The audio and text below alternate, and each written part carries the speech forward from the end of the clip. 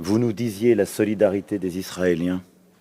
Je vous apporte aujourd'hui l'émotion et la solidarité des Français.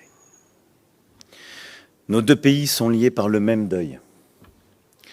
30 ressortissants français ont été assassinés par le Hamas. Et c'est pour mon pays l'attaque terroriste la plus meurtrière subie depuis 2016.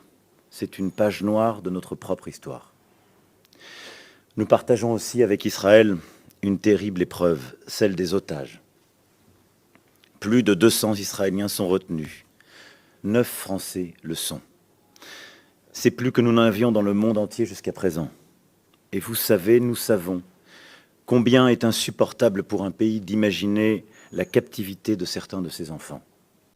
C'est pourquoi la France est prête à ce que la coalition internationale contre Daesh, dans le cadre de laquelle nous sommes engagés pour notre opération en Irak et en Syrie, puisse lutter aussi contre le Hamas.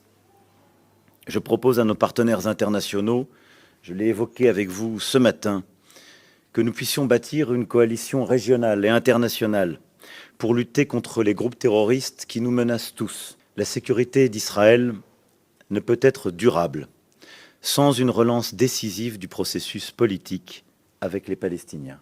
Nous l'avons aussi longuement évoqué. Cette lutte, nous devons aussi la conduire en veillant à éviter l'embrasement de toute la région.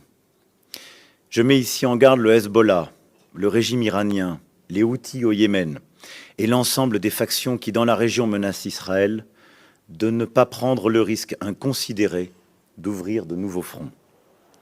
Ce serait ouvrir la porte à une conflagration régionale dont chacun sortirait perdant.